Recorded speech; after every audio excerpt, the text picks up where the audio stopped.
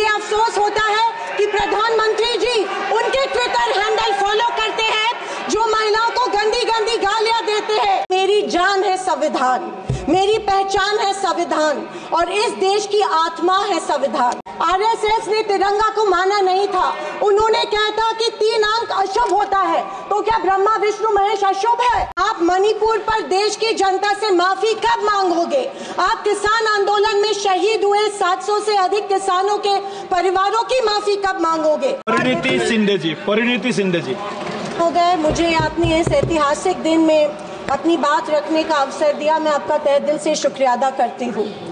मैं उस राज्य से हूँ जहाँ संत ज्ञानेश्वर, संत तुकाराम और संत रोहिदास जैसे अनेक संतों ने समाज को प्रेम और सद्भावना दी। दूसरी तरफ शिवाजी महाराज, संभाजी महाराज और शाहू महाराज जैसे शूर वीरों ने अपनी दूरदृष्टि से सामाजिक एकता और न्याय संगत समाज प्रणाली की स्थापना की। मैं उस महाराष्ट्र की पुत्री हूँ जहाँ महिलाओं के अधिकार सुनिश्चित करने हेतु अनेक आंदोलन द्वारा महात्मा ज्योतिबा फुले, क्रांति ज्योति सावित्रीबाई फुले जैसे समाज सुधारकों ने समाज को एक नई दिशा दी।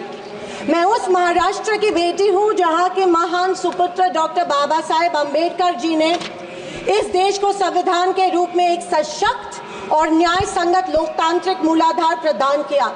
पर आज उसी महाराष्ट्र में बीजेपी के सरकार के शपथ विधि के बिल्कुल 5 दिन बाद उसी संविधान की प्रत की विटंबना की जाती है। मैं इस बात का निषेध करती हूँ। परभणी जिले में संविधान के प्रत की विटंबना की गई।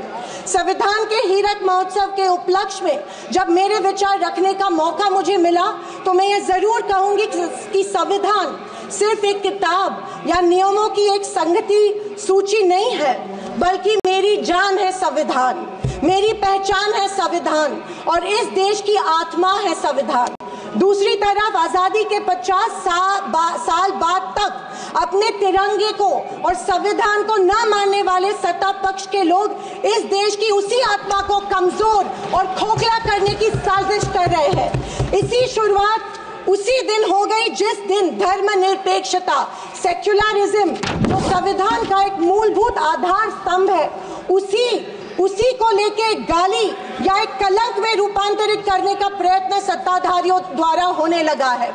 सेक्युलरिज्म को आज भी इस भारत देश की पहचान है, उसे सत्ताधारी पक्ष एक कमजोरी कर रहे हैं या एक बीमारी साबित करने की होड़ में लग गए हैं। संविधान की किसी भी चर्चा या बहस को ये लोग सिर्फ इमरजेंसी पर ले जाते हैं, पर ये भूल जाते हैं कि स्वर्गीय इंदिरा गांधी जी, हमारी पहली महिला पंतप्रधान इंदिरा गांधी जी ने उस वक्त के हालातों के मद्देनजर वो संवैधानिक कदम उठाए थे और उस दौरान हुए गलतियों की माफी भी देश के जनता से मांगी थी। और इतना ही नहीं, उनके विरोधियों ने गठित की गई कमेटी ने उन पर लगे सारे इल्जामों से उन्हें बारी कर दिया था। मैं आज इस सदन में पूछना चाहती हूँ मोदी सरकार से, सॉरी 400 पार का नारा फेल होने के बाद एनडीए सरकार से पूछना चाहती हूँ, आप मणिपुर पर देश की जनता से माफी कब मांगोगे? आप किसान आंदोलन में शहीद हुए 700 से अधिक किसानों के परिवारों की माफी कब मांगोगे? नोटबंदी के चलते हजारों लोगों के परिवार और छोटे कारोबार बंद हुए, उसके लिए माफी कब मांगोगे?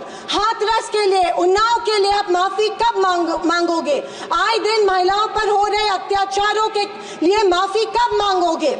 जो बदलापुर में मासूम बच्चों के ऊपर मोलेस्टेशन हुआ, उसके लिए आप कब माफी मांगोगे?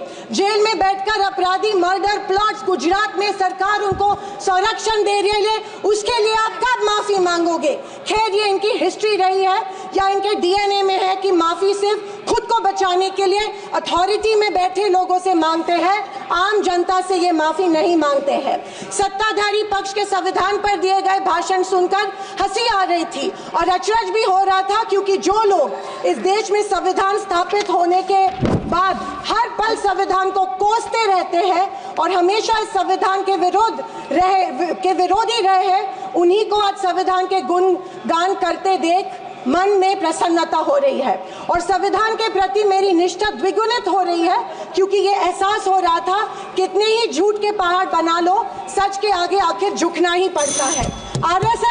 आरएसएस ने तिरंगा को माना नहीं था। उन्होंने कहा था कि 3 अंक अशुभ होता है, तो क्या ब्रह्मा विष्णु महेश अशुभ है? जो हम 3 रेखाएं माथे पे लिखते हैं वो अशुभ है क्या? त्रिशूल अशुभ है? ये मैं इन्हें पूछना चाहती हूँ। वर्ष 1993 में आरएसएस ने अपने श्वेत पत्र में संविधान को कचरे का ढेर करार दिया था। क्या ये तिरंगे के खिलाफ नहीं है? तत्कालीन आरएसएस प्रमुख ने उस टाइम संविधान को बदलने की मांग की थी। धन्यवाद। आरएसएस महिलाओं को हमेशा पुरुषों से कमजोर समझती है। आरएसएस हमेशा महिलाओं को पुरुषों से कमजोर समझती है। ये अफसोस होता है कि प्रधानमंत्री जी उनके ट्विटर हैंडल फॉलो करते हैं जो महिलाओं को गंदी गंदी गालियां देते हैं। इस बात का अफसोस होता है कि प्रधानमंत्री हमारे देश के प्रधानमंत्री ये करते हैं। जनवरी 26, 2001 में इन्होंने तिरंगा माना और इतने सालों बाद तिरंगे को नागपुर में होस्ट किया। अध्यक्ष महोदय, मैं 2024 के लोकसभा इलेक्शन के बाद इन्हें एहसास हुआ कि संविधान को ज्यादा छेड़ेंगे तो सत्ता हाथ से निकल सकती है, इसीलिए अचानक संविधान के प्रति इनको प्यार उमड़ने लगा। अध्यक्ष महोदय, विशेष रूप से राजनाथ सिंह जी ने, मैं उनका सम्मान करती हूँ, बयान में जाने अनजाने आजादी के बाद से लेकर 2014 तक सारी कांग्रेस सरकारों को ऐसे सर्टिफिकेट दे दिया जिसे कोई झुठला नहीं सकता।